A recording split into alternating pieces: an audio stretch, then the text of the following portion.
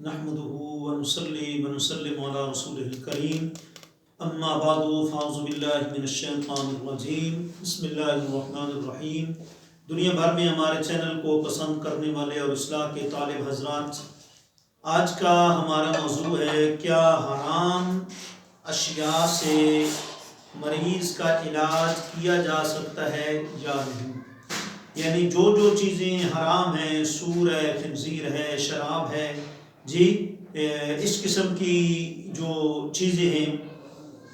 ان سے علاج کرنا مسلم کا جائز ہے یا ناجائز ہے۔ تو ذہن میں رکھیں کہ امام ابو یوسف رحمۃ اللہ تعالیٰ علیہ تو فرماتے ہیں کہ جائز ہے، اور وہ بڑی مشہور حدیث جامع ترمذی کی پیش کرتے ہیں کہ ایک قبیلہ رینا یا قبیلہ اوکل، دونوں طرح کا نام آیا ہے، وہ حضور کی زمانہ اقدس میں مدینہ طیبہ میں آیا تو ان کے کچھ بیماری ان کو لیک ہو گئی، رنگ ان کے پیلے پڑ گئے، پیٹ ان کے پھول گئے، تو حضور نے فرمایا اشربوا من ابوالہا و البانہا، کہ تم جاؤ فلاں جو ہے وہ صدقے کے جو اونٹ ہیں ان کا دودھ اور ان کا پیشاب پیو۔ تو امام یوسف فرماتے ہیں اس سے پتہ چلا کہ حرام چیزوں سے بھی پیشاب پلیت ہے، نجس ہے، حرام ہے، اس سے بھی علاج جو ہے وہ جائز ہے۔ امام اعظم ابو حنیفہ رحمۃ اللہ تعالیٰ علیہ فرماتے ہیں کہ کسی حرام چیز سے علاج جائز نہیں ہے، البتہ ایک صورت ہے کہ اگر حالت اضطراری ہو، بالکل بندہ دنیا سے جا رہا ہو اور خاص ایک مسلم ڈاکٹر اس سے مشورہ کرتا ہے، وہ کہتا ہے کہ اس میں اس کی بیماری کا علاج ہے اور وہ یقین دلاتا ہے تو پھر جائز ہے، ادروائز جائز نہیں ہے۔ اور جو امام یوسف فرماتے ہیں تو امام اعظم فرماتے ہیں وہ تو آقا علیہ السلام کی ذات اقدس ہے، سرکار کو تو وحی کے ذریعے جو ہے وہ پتہ چل گیا تھا، تو لہٰذا وہاں وہ اس لیے ایسا ہوا، اس کی مثل کوئی اور نہیں ہو سکتی، کیونکہ کوئی اور نبی نہ آ سکتا ہے نہ اس کی طرف وحی ہوگی، اس لیے وہ سرکار کے لیے جو ہے وہ آپ نے اجازت فرمائی تو وہ جائز ہے۔ امام اعظم ابو حنیفہ فرماتے ہیں کہ تم حرام کی بات کرتے ہو، اگر ایک چیز حلال بھی ہے، مثال کے طور پر گدی ہے، اس کا دودھ ہے، اب وہ پاک بھی ہے، اس کے باوجود اس کے ساتھ جب علاج کرنا جائز نہیں ہے تو حرام چیز کے ساتھ بدرجہ اولا جائز نہیں ہے۔ اور دوسری بات یہ کہ امام اعظم ابو حنیفہ رحمۃ اللہ تعالیٰ علیہ فرماتے ہیں کہ جو ہے ہر ایک بندے کی طبیعت اور جو مزاج ہے نا وہ بالکل الگ تھلگ ہے، ایک ہی چیز کسی مزاج کو موافق آتی ہے، کسی کو موافق نہیں آتی، ایک کے لیے وہ شفا کا ذریعہ بنتا ہے، دوسری کے لیے وہ بیماری کا ذریعہ بن جائے گی۔ اس چیز جب طبیعتیں مختلف ہیں اور ایک دوسرے سے مزاج کے جو ہے چیزیں مختلف ہو سکتی ہیں، تو لہٰذا ان میں شفا کا ہونا جو ہے وہ یقینی نہیں ہے، لہٰذا حرام چیزیں جتنی ہیں ان کے ساتھ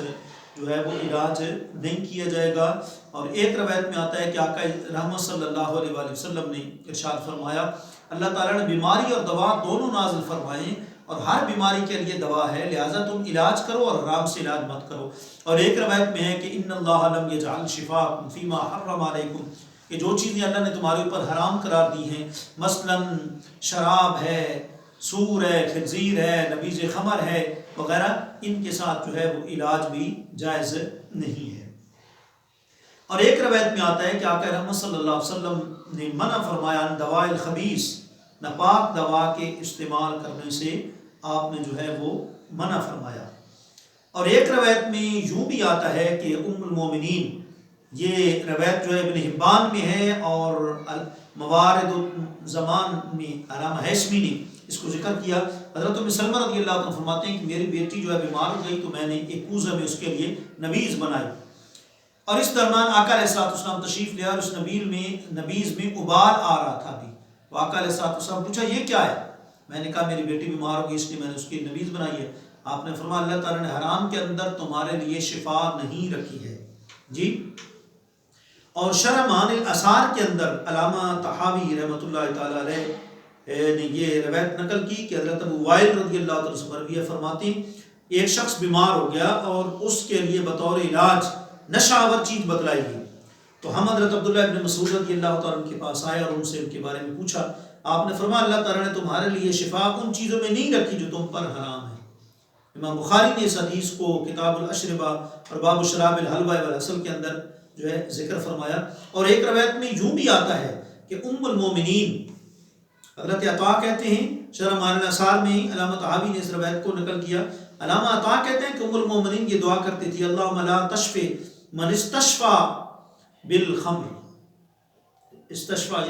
اسی سے مستشفى ہے، جدید دور میں اسپتال کو کہتے ہیں، کہ حضرت عطا کہتے ہیں کہ ام المومنین یہ دعا مانگا کرتی تھی کہ اے اللہ اس کو شفا نہ دینا جو شراب کے ساتھ شفا حاصل کرنے کا طالب ہے۔ لہذا معلوم ہوا کہ حرام چیزوں کے اندر شفا نہیں ہے، ان سے علاج نہیں کیا جا سکتا۔ البتہ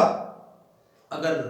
حالت اضطراری ہے، ڈاکٹر بھی بتاتا ہے کہ اگر اس کے ساتھ اس کا شراب کا قطرہ اس کو نہ ڈالو تو اس کو شفا نہیں ہوگی، تو پھر الضرورات و تبیح المحظورات کے تحت فقی مشہور مسلمہ ضابطے کے تحت کہ جو چیزیں تمہارے لیے حرام ہوتی ہیں بوقت ضرورت وہ جائز ہو جاتی ہیں، اس کے تحت پھر جو ہے وہ جواز ہو جائے گا۔ اور علامہ بدر الدین عینی نے جو ہے بخاری کی شرح کی پہلی جلد کی صفحہ 290 پر جو ہے آپ نے ذکر فرمایا، آپ نے فرمایا جتنی حدیث حرام چیزوں کے ساتھ علاج کے متعلقہ وارد ہوئی ہیں، اس کا مطلب کیا ہے، وہ حالت اختیاری پر معمول نہیں ہے، وہ حالت اضطرار پر معمول ہے۔ جی اضطراری حالت میں، تو اضطراری حالت میں تو کئی چیزیں جو ناجائز ہوتی ہیں وہ جائز ہو جاتی ہیں۔ ایک جانور ہے اس کو مطلب ذبح کرنا چاہیے، لیکن اضطراری حالت میں کوئی اگر بندہ پتھر کے ساتھ بھی اس کی گردن کاٹ دیتا ہے، کوئی ایسا ذریعہ بناتا ہے، تب بھی وہ جائز ہوتا ہے۔ تو جو حالت اضطراری میں چیزیں جائز ہوتی ہیں، عام ان کی اوپن اجازت نہیں ہوتی۔ لہٰذا امام اعظم ابو حنیفہ علیہ رحمۃ کے قول کے مطابق حرام چیزوں میں اللہ نے شفا نہیں رکھی، ان سے علاج معالجے سے جو ہے وہ بچنا چاہیے۔ اللہ کریم ہمیں رزق حلال کھانے اور حلال دوائیوں سے علاج کرنے کی توفیق عطا فرمائے۔ وآخر دعوانا الحمد للہ رب العالمین۔